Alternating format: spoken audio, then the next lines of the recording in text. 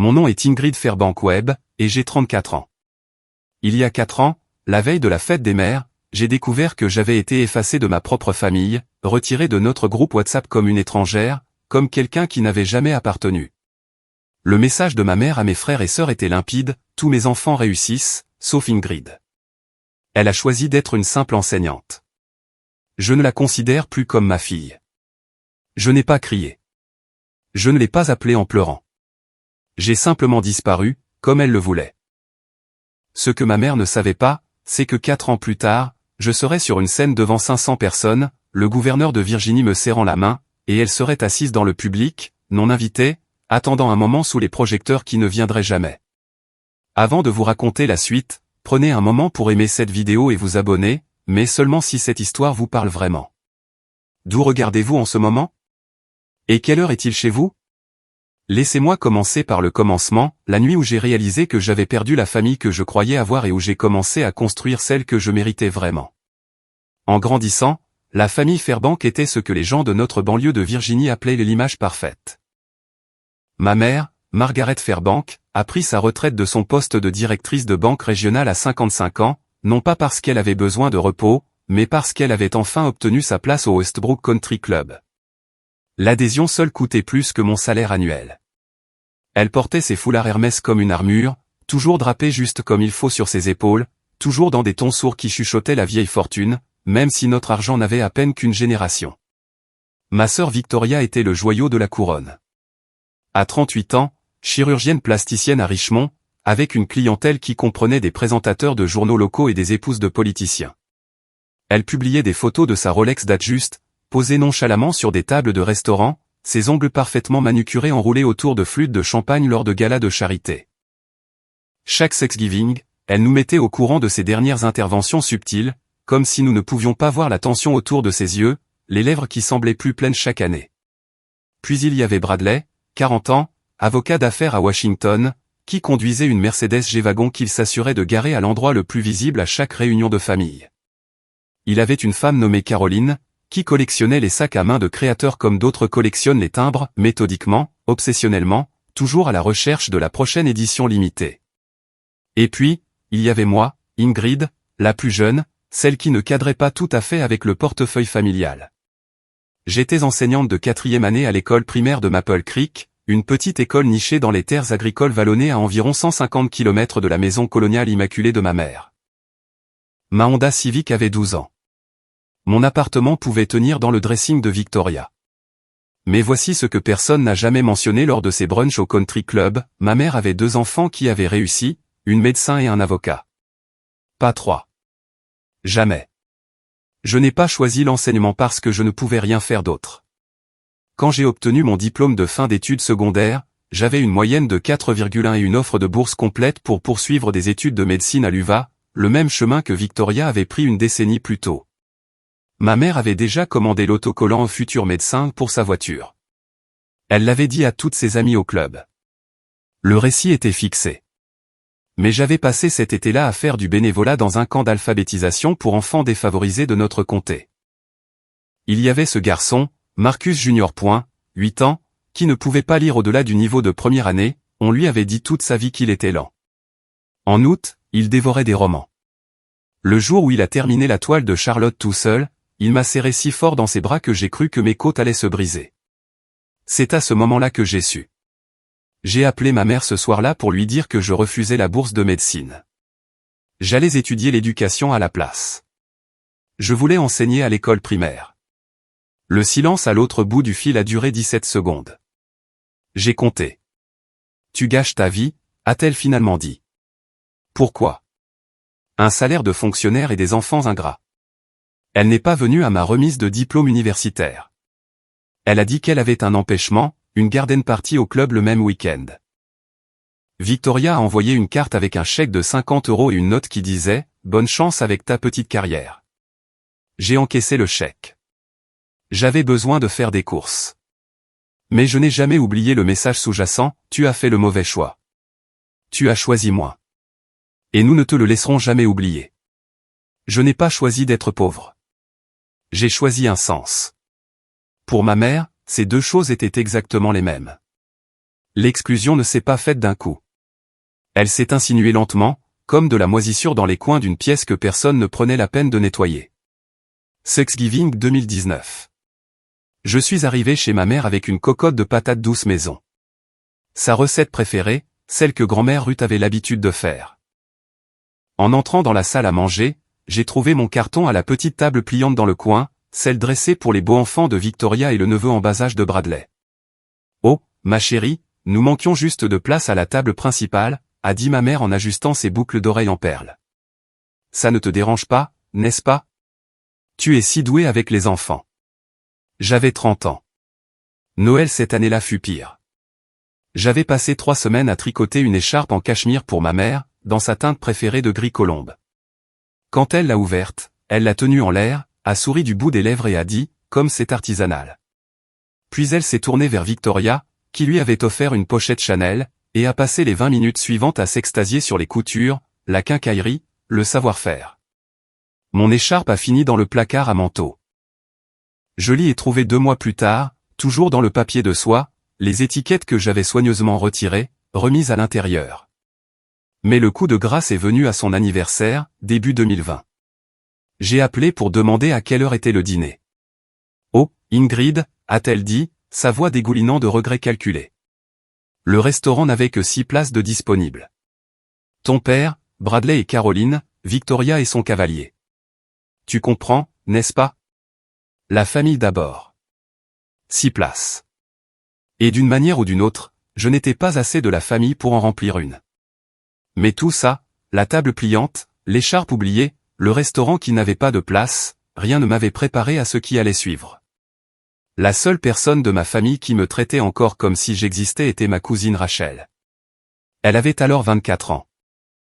La fille de ma tante Patricia, 8 ans de moins que moi, fraîchement diplômée de l'université et occupant son premier emploi en marketing à Charlottesville. Nous étions proches depuis qu'elle était enfant. Je la gardais les week-ends, l'emmenais à la bibliothèque, l'aidais avec ses devoirs quand ses propres parents étaient trop occupés à se disputer. Rachel était le genre de personne qui remarquait quand vous aviez mal, même quand vous essayiez de le cacher. La veille de la fête des mères 2020, mon téléphone a sonné à 23h47. Le nom de Rachel s'est affiché à l'écran. Quand j'ai répondu, sa voix tremblait. « Ingrid, je dois te dire quelque chose. Je ne savais pas si je devais, mais tu mérites de le savoir. » Mon estomac s'est noué. Que s'est-il passé? Vérifie ton WhatsApp. Le groupe familial. J'ai ouvert l'application, j'ai fait défiler jusqu'à un dîner de famille Fairbank, le groupe que ma mère avait créé il y a 3 ans pour coordonner les vacances. Je n'y étais plus. Rachel, je sais. Ils t'ont retiré. Ta mère a demandé à Victoria de le faire la semaine dernière, mais elle ne l'a fait que ce soir. La voix de Rachel s'est brisée. Ingrid, je suis tellement désolé. J'ai fait des captures d'écran de tout. Je te les envoie maintenant. Mon téléphone a vibré. Une image, puis une autre. J'ai fixé l'écran, les mots de ma mère figés dans l'encre numérique. Et quelque chose en moi est devenu très, très silencieux. Pourquoi me dis-tu ça? Ai-je murmuré. Parce que tu es ma famille, a dit Rachel. Même s'ils ont décidé que tu n'es plus la leur. J'ai sauvegardé ces captures d'écran dans un dossier que j'ai intitulé Épreuve. Je ne savais pas alors que j'en aurais besoin. Je savais juste que je ne pouvais pas laisser ces mots disparaître. J'ai lu cette capture d'écran 47 fois cette nuit-là. Non pas parce que je ne comprenais pas les mots. Je les comprenais parfaitement. Je les ai lus et relus parce qu'une partie de moi continuait à chercher une échappatoire, une phrase qui pourrait signifier quelque chose de différent, un contexte qui pourrait adoucir le coup. Il n'y en avait pas. Le message était de ma mère, posté dans le groupe familial à 20h32. Rappel, dîner de la fête des mères au Jefferson à 19h précise. Tous mes enfants seront là. Tous mes enfants qui réussissent. Ingrid a choisi d'être une simple enseignante. Je ne la considère plus comme ma fille. S'il vous plaît, ne mentionnez pas son nom demain. En dessous, Victoria avait répondu avec un emoji cœur. Juste un cœur. Pas de protestation. Pas d'hésitation. La réponse de Bradley, compris, maman. 2 mots. C'est tout ce que je valais pour mon frère. 2 mots et une conformité totale. Je me suis assise sur le bord de mon lit, dans mon minuscule studio, le téléphone serré dans mes mains. Et je n'ai pas pleuré. J'en avais envie, mon Dieu. J'avais envie de m'effondrer, de crier dans un oreiller, d'appeler ma mère et d'exiger une explication. Mais qu'est-ce que ça aurait changé? Elle avait pris sa décision. Elle l'avait annoncé à la famille comme un communiqué de presse. Ingrid ne fait plus partie des nôtres. Et tout le monde avait été d'accord. Je suis resté éveillé jusqu'à 2 heures du matin, à fixer ces messages, à lire les eurodatages, à remarquer que personne, pas mon père, pas ma tante, personne, n'avait protesté. Rachel était la seule qui avait pensé à me prévenir. Au lever du soleil, j'avais pris ma propre décision. Si ma mère voulait que je disparaisse, je disparaîtrais, complètement, selon mes propres termes. Mais je n'oublierai pas, et je ne supprimerai pas ces captures d'écran. Certains reçus, on les garde pour toujours. Le matin de la fête des mères, je me suis réveillé dans le silence. Pas d'appel, pas de texto, pas de maladroit tu nous manques, on aurait aimé que tu puisses venir de la part de Victoria. Rien. Pour la première fois en 30 ans, je n'ai pas envoyé de fleurs à ma mère. Je n'ai pas appelé pour lui souhaiter une bonne journée. Je n'ai pas conduit 150 km pour m'asseoir à une table de coin pendant qu'elle faisait comme si je n'existais pas. Je me suis fait un café. J'ai corrigé des copies. Je suis allé me promener le long du ruisseau derrière mon immeuble et j'ai regardé l'eau capter la lumière du matin. Et j'ai réfléchi à mes options. Je pourrais l'appeler, la confronter, exiger de savoir pourquoi elle avait dit ces choses, pourquoi elle m'avait coupé de sa vie, pourquoi être enseignante me rendait indigne de son amour. Je pourrais faire une capture d'écran de son message et le publier en ligne. Laisser le monde voir quel genre de mère élève une médecin, un avocat, et une fille qu'elle jette. Je pourrais me présenter au Jefferson sans y être invité, faire une scène, les forcer à reconnaître mon existence. Mais qu'est-ce que tout cela accomplirait? Ma mère avait fait son choix. Elle avait choisi le statut plutôt que son propre enfant. Elle avait choisi l'opinion des femmes d'un country club plutôt que la fille qu'il avait aimée pendant 3 décennies. Si elle voulait que je disparaisse, je lui donnerais exactement ce qu'elle demandait. Mais pas parce qu'elle l'exigeait. Parce que je le choisissais. J'ai bloqué son numéro cet après-midi-là, puis celui de Victoria, puis celui de Bradley. J'ai supprimé Instagram pour ne pas avoir à voir leurs photos de famille soigneusement mises en scène. Je ne savais pas alors que mon silence durerait 4 ans. Je ne savais pas que ces 4 années changeraient tout. Tout ce que je savais, dans ce moment de calme, c'était ceci, je ne m'en dirais pas l'amour de gens qui me voyaient comme une tache sur leur réputation. Le monde a continué de tourner, et la famille Fairbank a continué de faire comme si je n'en avais jamais fait partie. 6 mois après cette fête des mères, Rachel m'a appelé avec des nouvelles que je n'avais pas demandées. Les photos de Thanksgiving sont en ligne, a-t-elle dit à voix basse. Victoria les a postées il y a 1 heure. Je me suis dit que je ne regarderais pas. J'ai tenu 3 heures. L'image montrait ma mère à la tête de sa table de salle à manger officielle, flanquée de Victoria et Bradley, leurs conjoints parfaitement placés derrière eux. La verrerie en cristal captait la lumière. Une dinde énorme brillait au centre. La légende disait, reconnaissante pour ma famille formidable. Maman, tu nous as bien élevés. 3 personnes, pas 4. Ma chaise n'était même pas vide. Ils avaient simplement reconfiguré, comme si la table avait toujours été dressée pour 6 au lieu de 8. À Noël, j'avais arrêté de me torturer avec les réseaux sociaux. Mais Rachel appelait toujours. Ta mère raconte à tout le monde que tu fais du bénévolat en Afrique, a-t-elle dit. Une sorte d'organisation à but non lucratif pour l'éducation. Très prestigieux. Tu ne peux pas rentrer à la maison parce que tu changes des vies à l'étranger. J'ai ri. Le genre de rire amer qui vous racle la gorge. Elle ment pour couvrir le fait qu'elle m'a renié. Elle ment pour que personne ne pose de questions, pour ne pas avoir à admettre qu'elle a mis sa propre fille à la porte parce qu'elle est enseignante.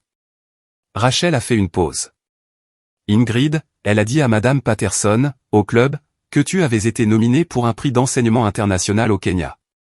Je n'avais pas quitté la Virginie depuis 3 ans. C'est là que j'ai compris. Ma mère ne me détestait pas. Elle détestait ce que mon existence disait d'elle. Alors, elle avait inventé une version de moi dont elle pouvait se vanter. Une héroïne humanitaire, commodément injoignable. La vraie moi, celle qui enseignait en 4e année à 150 km de là, était déjà un fantôme. J'ai rencontré Marcus Webb un mardi d'octobre, entouré de citrouilles et d'enfants de 9 ans qui riaient.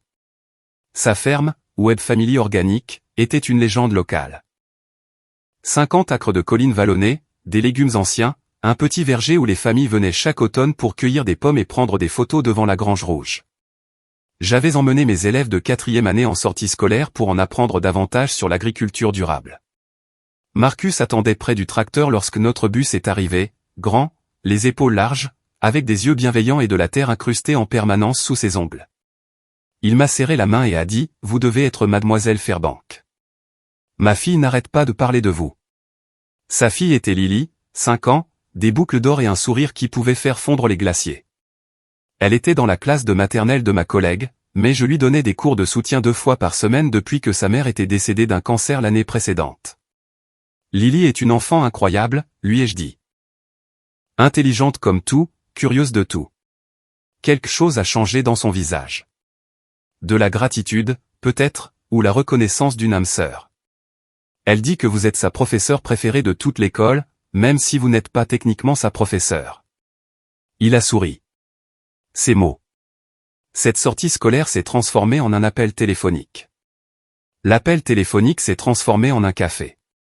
Le café s'est transformé en un pique-nique sous le vieux chêne sur sa propriété, où Marcus m'a posé des questions sur ma famille, et je lui ai dit la vérité.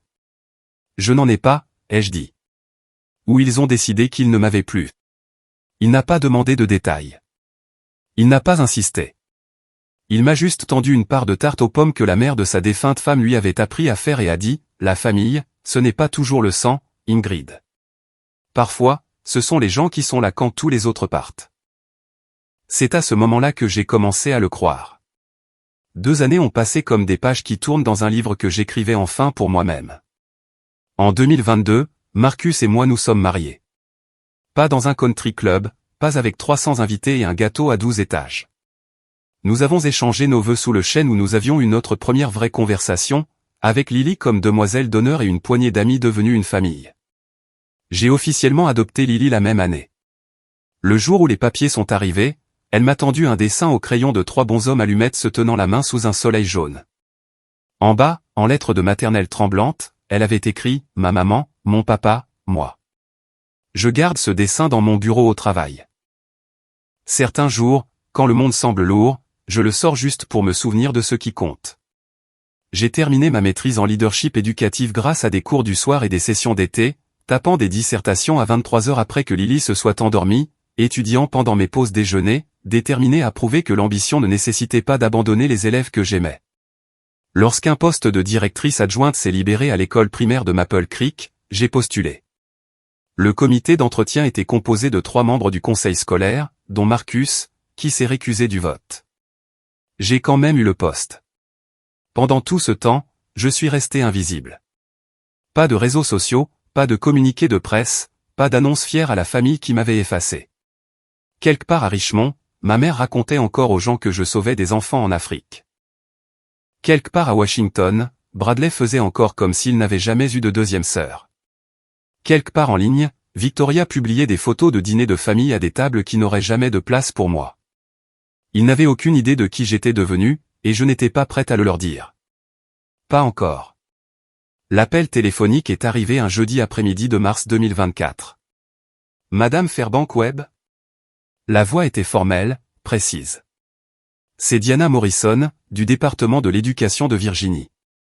Le conseil a examiné votre candidature, et j'ai le plaisir de vous informer que vous avez été sélectionnée comme nouvelle surintendante des écoles du comté de Clark. Je me suis assise sur le bord de mon bureau, mes jambes devenues soudainement incertaines. Surintendante. Le poste pour lequel j'avais postulé sur un coup de tête, ne croyant jamais que je serais réellement considéré.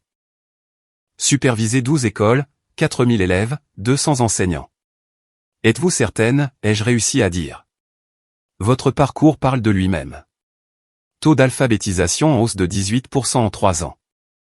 Rétention des enseignants la plus élevée de la région. Le programme de mentorat que vous avez développé est en cours d'adoption à l'échelle de l'État. Une pause. La docteure Hart vous a spécifiquement recommandé. Elle a dit que vous étiez la meilleure éducatrice qu'elle ait jamais connue. Eleanor Hart, ma mentor de ma première année d'enseignement, maintenant commissaire à l'éducation de l'État. Je ne lui avais pas parlé depuis des mois. L'annonce apparut dans les journaux locaux 2 semaines plus tard. Une enseignante locale devient surintendante. Un petit titre dans la Shenandoah Valley Voice, avec ma photo du site web du district scolaire. Je ne pensais pas que quelqu'un de ma famille le verrait. J'avais tort. Rachel a appelé ce soir-là, à bout de souffle. Ingrid, ta sœur vient de publier cet article dans le groupe de discussion familiale avec la légende, n'est-ce pas notre Ingrid? Mon estomac s'est contracté. Qu'a dit ma mère? Rien. Elle n'a pas répondu. Mais... Rachel a hésité. J'étais chez tante Patricia quand c'est arrivé. Ta mère a appelé Victoria immédiatement. Je pouvais l'entendre à travers le téléphone, Ingrid. Elle était furieuse. Furieuse que j'ai eu le poste? Furieuse qu'elle ne le sache pas, furieuse qu'elle ait raconté à tout le monde que tu es en Afrique et que maintenant, il y a la preuve que tu as été ici tout ce temps. L'email est arrivé 3 jours plus tard. L'objet était, de la part de ta mère. J'ai failli le supprimer sans le lire. Presque. Ma très chère Ingrid, commençait-il. J'ai vu la merveilleuse nouvelle de ta promotion. J'ai toujours su que tu en avais le potentiel. Nous devrions déjeuner ensemble bientôt. J'adorerais entendre parler de tout ce que tu as accompli. La fête des mères approche. Cela signifierait tellement pour moi d'avoir toute la famille réunie à nouveau. Pas d'excuses, pas de reconnaissance des 4 années de silence, pas de mention du message WhatsApp qui m'avait anéanti. Juste une invitation, comme si de rien n'était, comme si j'avais simplement été absente pour un long voyage et que j'étais maintenant la bienvenue pour revenir. Je n'ai pas répondu. 2 semaines plus tard, mon téléphone a sonné d'un numéro inconnu. Contre mon meilleur jugement, j'ai répondu. Ing, c'est Victoria. Sa voix était mielleuse, chaude, un ton que je n'avais pas entendu depuis notre enfance. Je sais que ça fait un moment, mais je voulais te contacter personnellement. Maman ne se sent pas bien, et elle a demandé de tes nouvelles. Elle veut vraiment te voir. Qu'est-ce qui ne va pas avec elle? Juste du stress. Tu sais comment elle est. Mais tu lui manques, Ingrid. Tu nous manques à tous. J'ai appelé Rachel ce soir-là.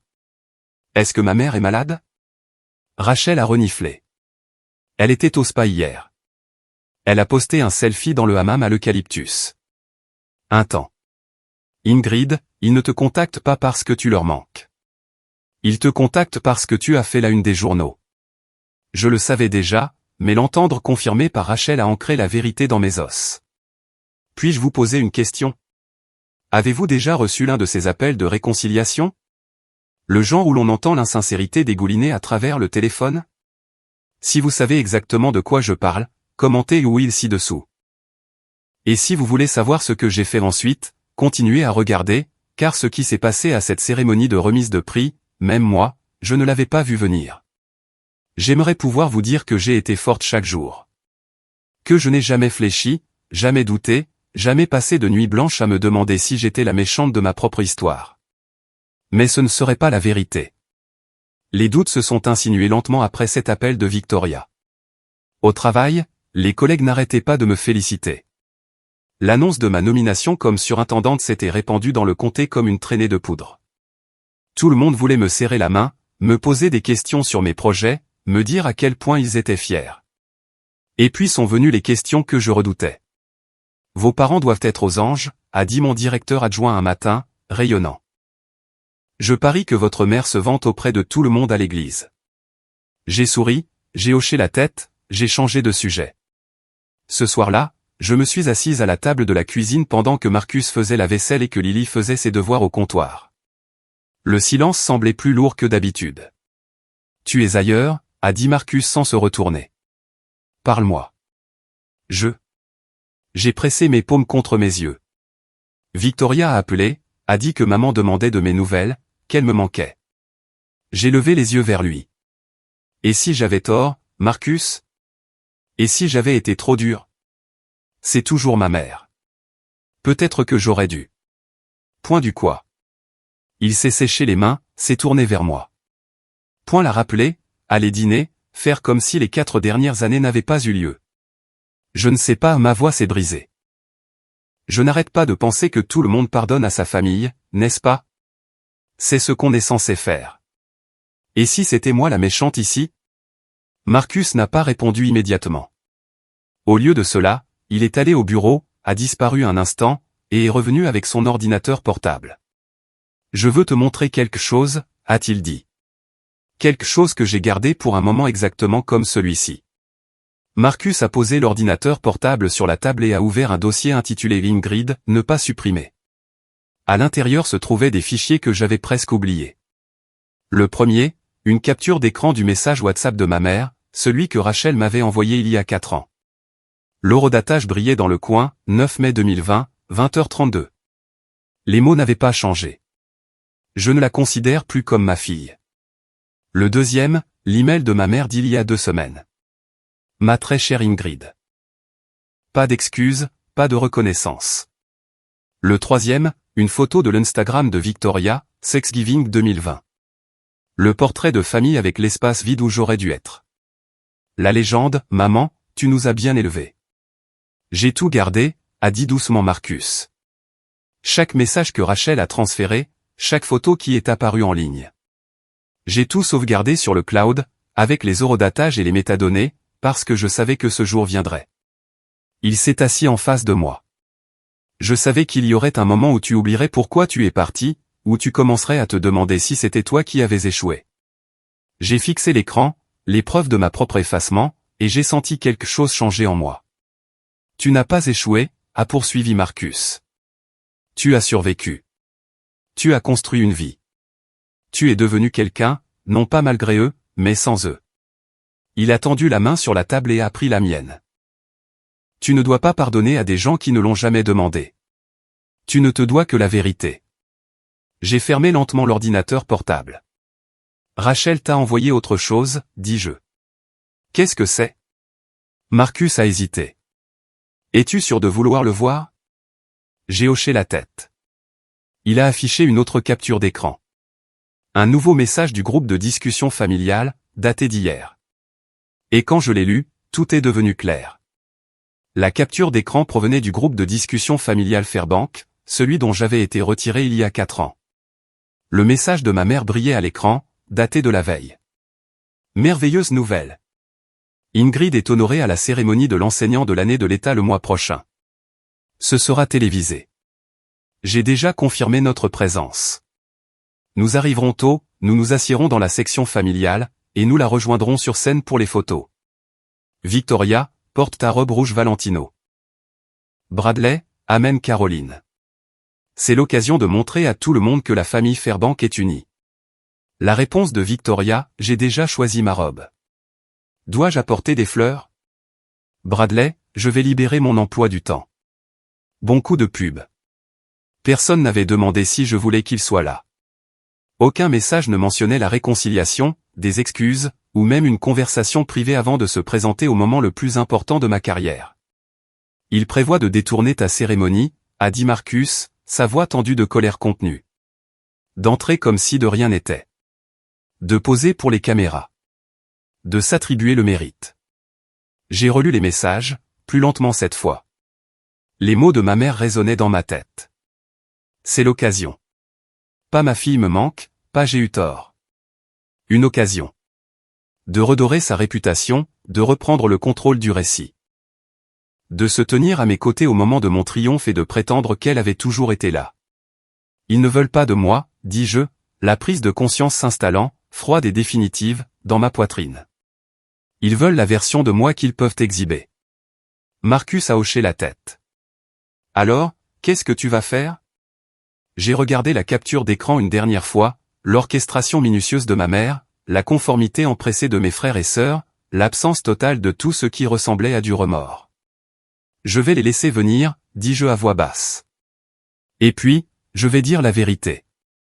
Nous nous sommes réunis autour de la table de la cuisine ce soir-là, Marcus, Rachel en appel vidéo, et moi, comme des généraux planifiant une campagne. Tu pourrais les désinviter, a suggéré Rachel. Appeler la sécurité, les faire expulser s'ils essaient d'entrer. Alors, c'est moi la méchante, dis-je. La fille ingrate qui a interdit à sa propre mère l'accès à sa cérémonie de remise de prix. C'est l'histoire qu'ils raconteront à tout le monde. Alors, quelle est l'alternative, a demandé Marcus. Les laisser entrer et faire comme s'ils t'avaient soutenu tout ce temps. J'y avais réfléchi pendant des heures, envisageant des scénarios, pesant les options. Non, dis-je finalement. Je les laisse venir. Je ne fais pas de scène avant. Je ne les préviens pas, je ne les confronte pas, j'ai pris une profonde inspiration. Et puis, quand je ferai mon discours de remerciement devant 500 éducateurs, des caméras de télévision, et le gouverneur de Virginie, je remercierai ma famille. Le visage de Rachel à l'écran s'est figé. Ingrid. Je remercierai ma famille, ai-je répété. Mon mari, Marcus, qui a cru en moi quand personne d'autre ne le faisait. Ma fille, Lily, qui m'a appris ce qu'est l'amour inconditionnel. Et c'est tout. C'est toute la liste. Le silence flottait dans l'air. Tu ne vas pas les mentionner du tout ?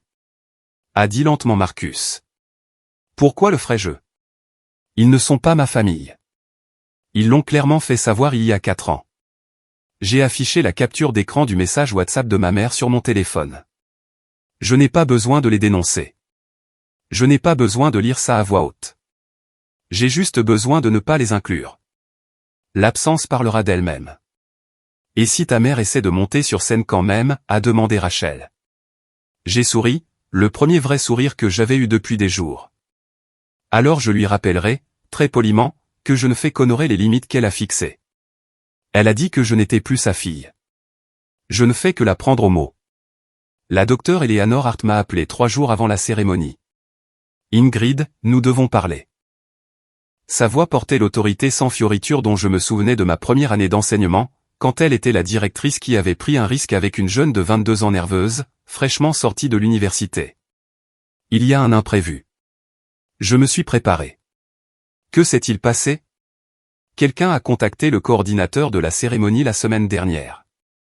Une femme nommée Margaret Fairbank, qui a dit être votre mère. Eleanor a fait une pause. Elle a demandé à prendre la parole pendant la partie des remarques de la famille du programme. Elle voulait dire quelques mots sur la façon dont elle vous a élevé. Ma prise sur le téléphone s'est resserrée. Elle a fait quoi ? Le coordinateur m'a transmis la demande, puisque c'est moi qui fais le discours d'introduction. Je l'ai refusé. Une autre pause. Plus lourde cette fois. Ingrid, je ne connais pas toute l'histoire de votre situation familiale. Vous ne me l'avez jamais racontée, et je n'ai jamais demandé. Mais je vous connais. Je vous ai vu travailler pendant 15 ans, et je sais que si vous vouliez que votre mère soit impliquée, vous l'auriez mentionné vous-même. J'ai expiré lentement. Merci, Eleanor. C'est moi qui vous présenterai sur cette scène, a-t-elle poursuivi. Et je parlerai de vos réalisations, de votre dévouement, de vos 15 années à changer la vie des enfants. Pas de votre nom de famille, pas de qui vous a élevé, juste de ce que vous avez construit de vos propres mains. Sa voix s'est adoucie. Vous l'avez mérité, Ingrid. Personne ne peut réécrire cette histoire à part vous. Quand j'ai raccroché, Marcus me regardait depuis l'embrasure de la porte. Ta mère a essayé de monter sur scène. Eleanor l'a bloqué. Il a secoué lentement la tête, non pas avec incrédulité, mais en confirmation de tout ce qu'il savait déjà sur la femme qui m'avait rejeté. Elle pense vraiment qu'elle peut juste revenir comme si de rien n'était, a-t-il dit. Elle pense qu'elle le mérite, ai-je répondu. C'est ça, la différence. La veille de la cérémonie, je me suis assise à la table de la cuisine avec un bloc-notes vierge, une tasse de camomille, et le poids de 4 années pesant sur ma poitrine. Lily s'était couchée il y a 1 heure, sa petite main me saluant depuis l'embrasure de la porte. Bonne chance demain, maman. Tu vas être génial. Marcus était dans le salon, me laissant de l'espace pour écrire. Il comprenait que certains mots devaient être trouvés seuls. J'ai fixé la page blanche. Je voudrais remercier. Mon stylo a plané. Qui devais-je remercier ? Mes collègues, évidemment. La docteure Hart, les membres du conseil qui avaient cru en moi, les élèves qui avaient rendu chaque matinée précoce et chaque soirée tardive digne d'être vécue. Et ensuite ? J'ai pensé à ma mère, à la femme qui avait organisé des déjeuners au country club tout en racontant à ses amis que je sauvais des enfants en Afrique, qui m'avait effacé des photos de famille comme on retouche une imperfection, qui, en ce moment même, était probablement en train de choisir sa tenue, de répéter son sourire de mère fière, de répéter le discours qu'Eleanor lui avait déjà refusé. J'ai commencé à écrire. Je veux remercier ma famille. La famille que j'ai choisie, et la famille qui m'a choisi en retour.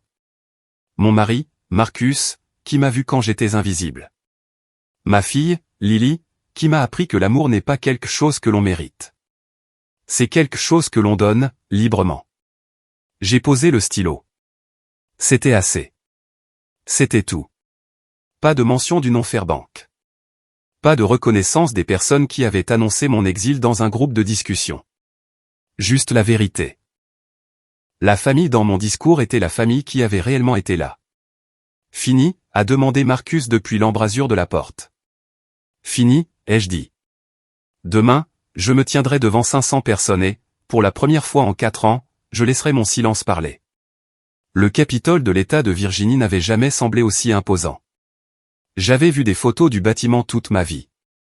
Le design néoclassique de Thomas Jefferson, les colonnes blanches, le dôme qui semblait toucher le ciel.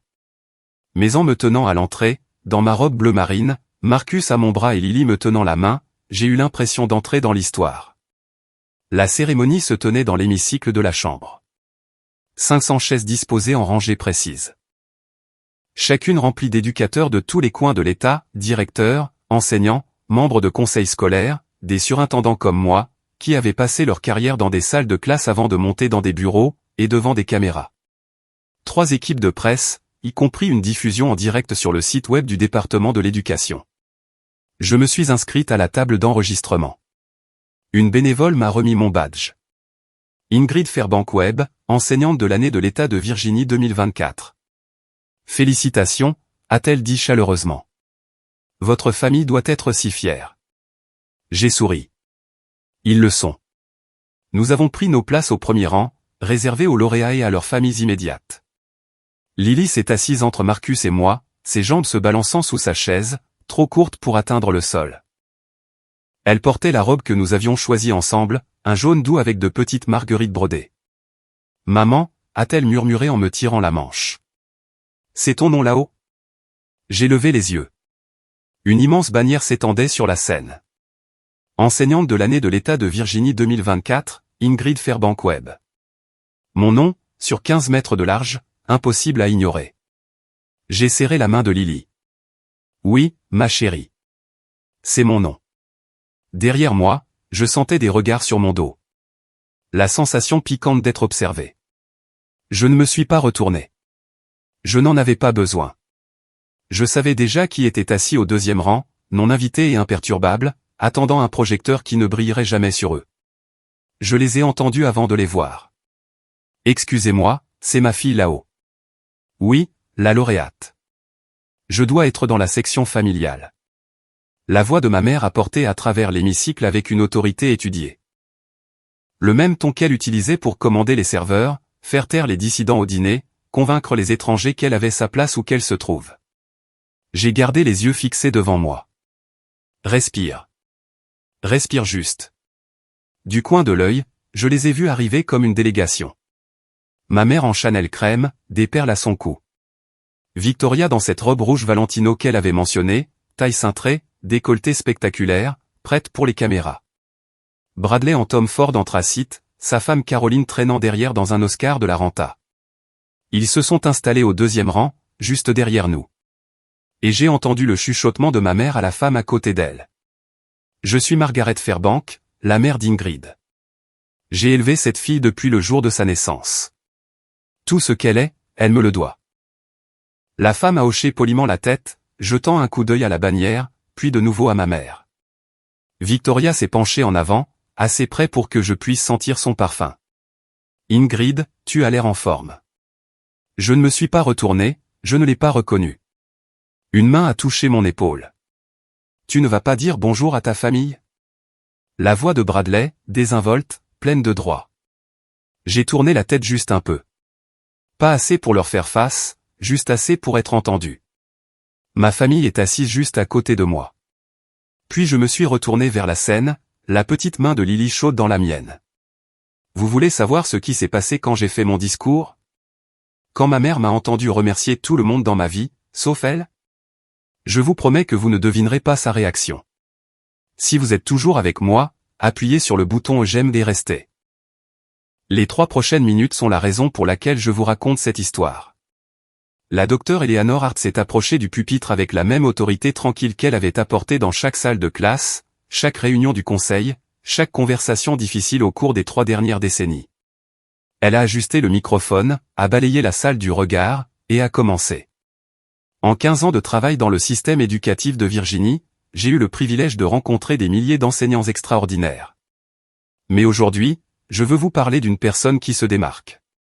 J'ai senti ma mère bouger sur son siège derrière moi, ajustant ses perles, préparant son expression fière pour les caméras. Ingrid Fairbank-Webb a commencé sa carrière dans une école primaire rurale avec 23 élèves, des ressources limitées, et une détermination sans limite. La voix d'Eleanor était stable, chaleureuse. Au cours de sa première année seulement, elle a fait progresser les niveaux de lecture de 2 années scolaires en moyenne par élève. Pas par magie.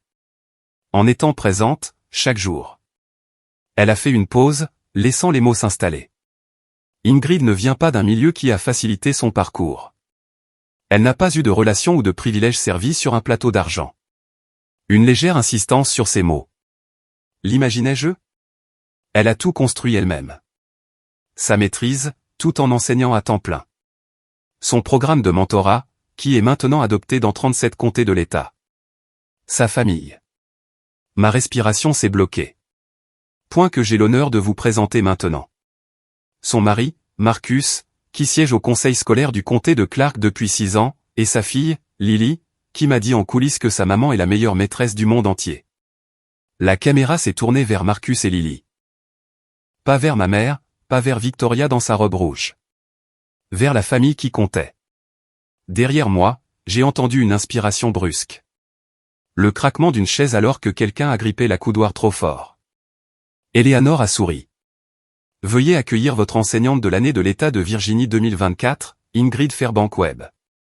Je me suis approché du pupitre sur des jambes qui semblaient plus stables que prévu.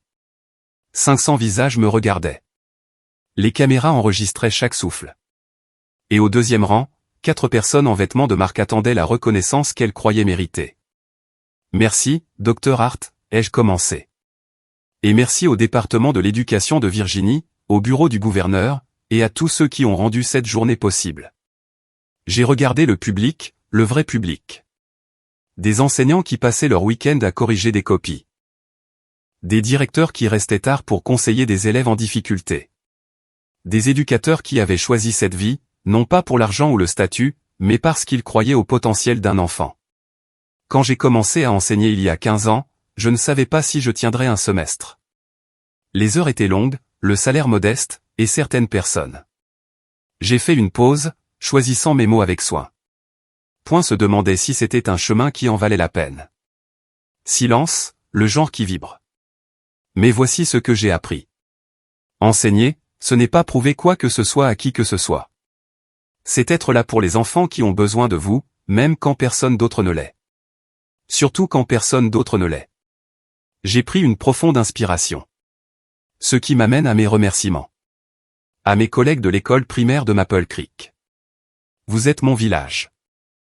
À la Dr Hart, qui a vu quelque chose en moi quand je n'étais qu'une jeune de 22 ans nerveuse avec un rêve. Je vous dois plus que les mots ne peuvent le dire. Je me suis tourné vers le premier rang. Et à ma famille. J'ai souri à Marcus, à Lily. Mon mari, Marcus, qui a cru en moi quand j'avais cessé de croire en moi-même. Ma fille, Lily, qui me rappelle chaque jour ce qu'est l'amour inconditionnel. Je me suis arrêté. C'était la liste. Derrière moi, quelqu'un au deuxième rang s'est levé. Ingrid. La voix de ma mère. Je ne me suis pas retourné. Ingrid, ma chérie, tu n'as sûrement pas oublié ta propre mère ? La voix de Margaret a résonné dans l'hémicycle, son ton à mi-chemin entre la blessure et l'autorité, le genre de voix conçue pour que tout le monde dans la salle sympathise avec elle. La mère négligée, oubliée par son enfant ingrat. J'ai entendu du mouvement derrière moi, des talons claquant sur le marbre. Elle se dirigeait vers la scène.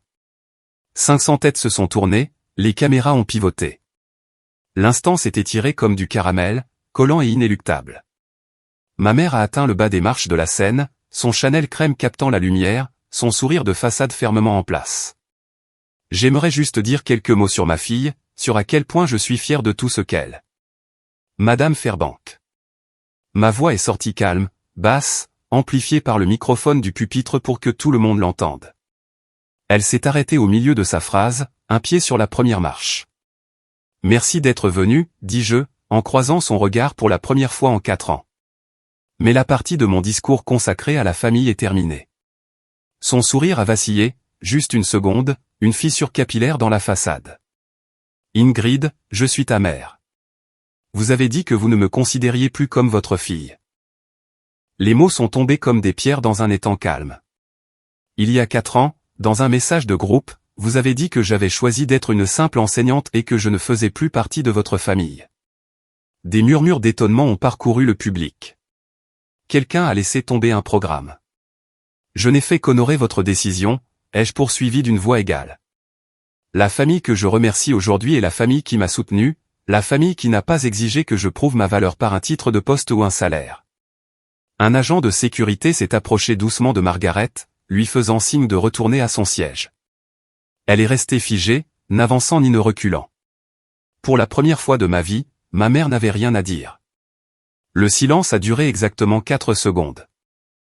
Puis, de quelque part au milieu de l'hémicycle, une femme s'est levée, cheveux gris, milieu de la soixantaine, portant un simple cardigan et des lunettes qui avaient vu des milliers de salles de classe. Elle a commencé à applaudir, lentement, délibérément, sans équivoque.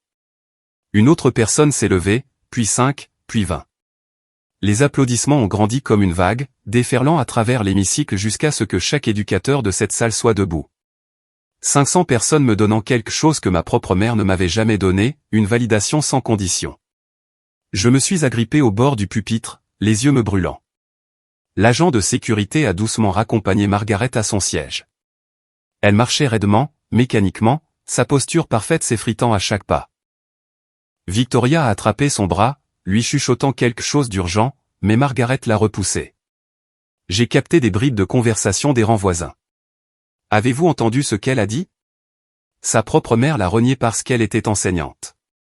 C'est dégoûtant. Alors c'est elle, la femme qui l'a traitée de simple enseignante. Pouvez-vous imaginer? L'histoire se répandait dans la salle comme une traînée de poudre. Chaque murmure, un clou de plus dans le cercueil de la réputation soigneusement construite de ma mère.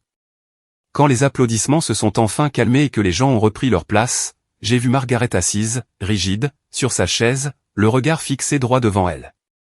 Son Chanel crème semblait soudain trop voyant, trop forcé. Victoria tapait furieusement sur son téléphone. La mâchoire de Bradley était si serrée que je pouvais voir les muscles travailler depuis la scène. Et au premier rang, Lily me regardait avec des yeux brillants. « Tu l'as fait, maman » a-t-elle murmuré, trop bas pour que quiconque d'autre l'entende, mais j'ai parfaitement lu sur ses lèvres. Je lui ai souri. Juste à elle. Le reste du public s'est estompé en bruit de fond. Ma famille était fière de moi. C'était tout ce qui comptait. Ils m'ont acculé dans le couloir, à l'extérieur de l'hémicycle. Je venais de finir de prendre des photos avec le gouverneur, un homme aimable à la poignée de main ferme, qui m'avait dit que mon discours était la chose la plus honnête qu'il ait entendue dans ce bâtiment depuis 20 ans, quand je les ai vus approcher. Ma mère, flanquée de Victoria et Bradley, se frayant un chemin à travers la foule avec la détermination de gens qui croyaient qu'on leur devait une explication. Ingrid. La voix de ma mère était maintenant basse, dépouillée de sa qualité de performance. Nous devons parler en privé. J'ai gardé un ton agréable, professionnel. Si vous avez quelque chose à dire, Madame Fairbank, vous pouvez le dire ici.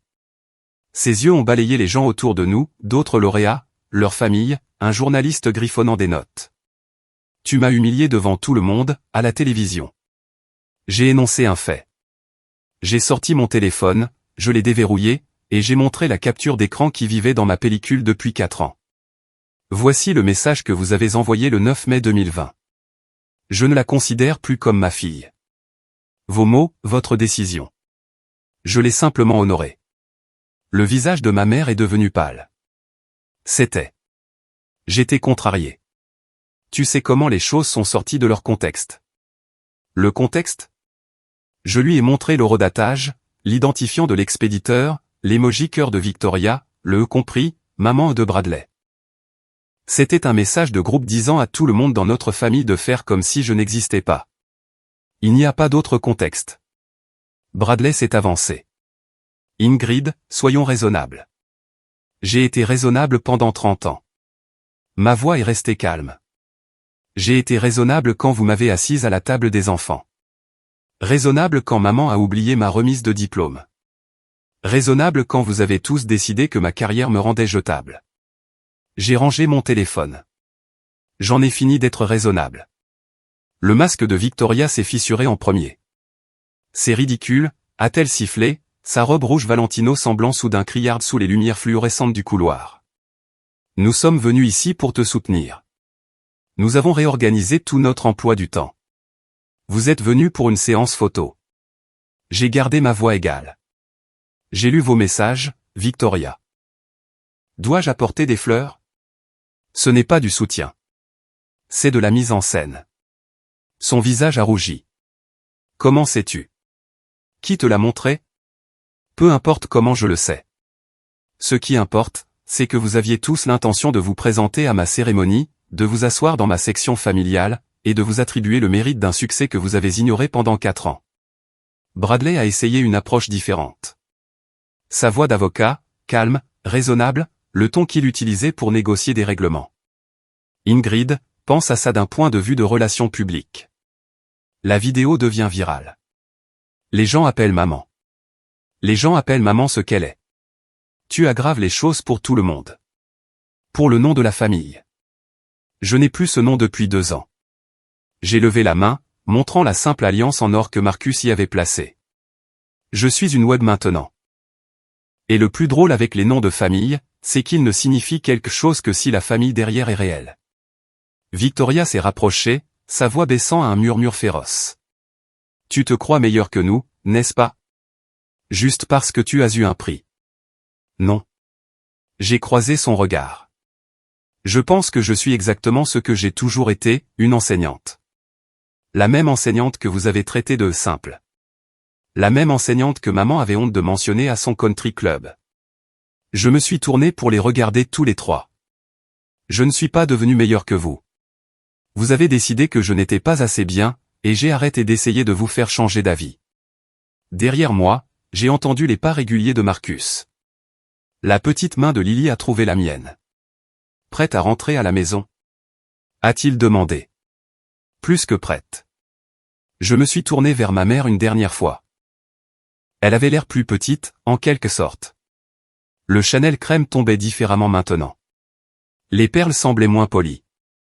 4 ans de construction de réputation minutieuse, défait en 3 minutes sur une scène qu'elle n'avait jamais été invitée à partager. Madame Fairbank, dis-je doucement, assez bas pour qu'elle seule puisse entendre. Il y a 4 ans, vous avez fait un choix. Vous avez choisi votre image plutôt que votre fille. Vous avez choisi les opinions des femmes d'un country club plutôt qu'un enfant qui vous aimait. Sa lèvre a tremblé. La première fissure dans son armure que j'ai jamais vue. Je pourrais vous détester pour ça, ai-je poursuivi. J'ai passé beaucoup de nuits à penser que je devrais. Mais voici ce que j'ai réalisé, vous détester signifierait que vous contrôlez encore ma vie. Et ce n'est plus le cas. Ingrid. Je ne vous demande pas de vous excuser. Je n'ai pas besoin de vos excuses pour être heureuse. Je suis heureuse depuis 2 ans sans elle. J'ai pris une profonde inspiration. Mais je veux que vous compreniez quelque chose. Je ne fais pas ça pour vous punir. Je fais ça parce que j'ai enfin appris la différence entre le pardon et le respect de soi. Je me suis tourné vers Victoria.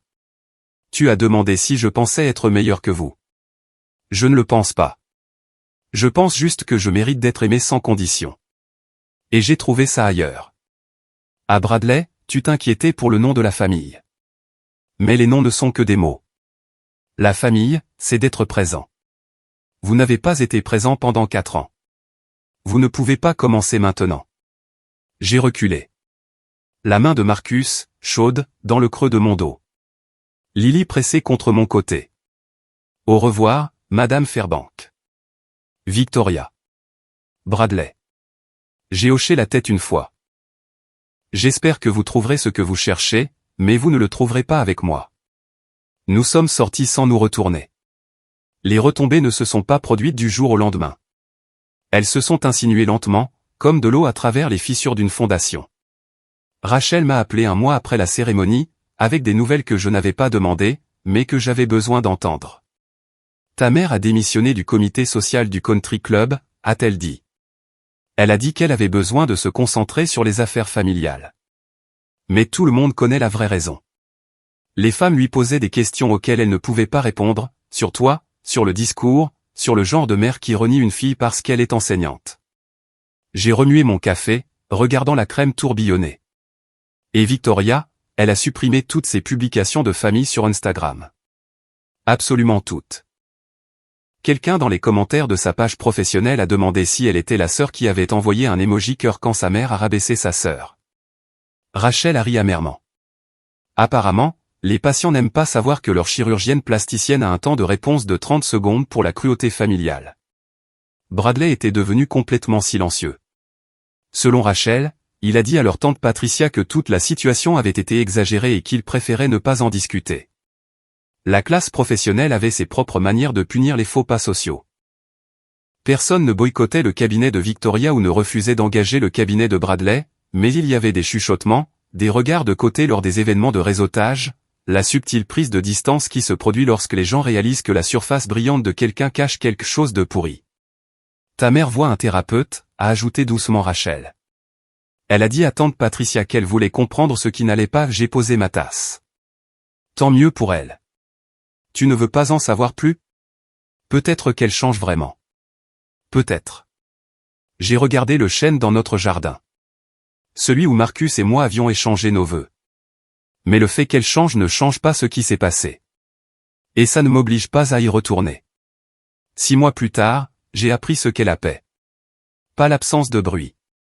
Notre ferme n'était jamais silencieuse. Lily pratiquait le piano dans le salon, les touches trébuchant sur pour Élise avec une imperfection déterminée. Marcus se disputait avec le tracteur dans la grange, convaincu qu'il comprenait ses leçons sur l'efficacité énergétique. Les poules avaient un avis sur tout.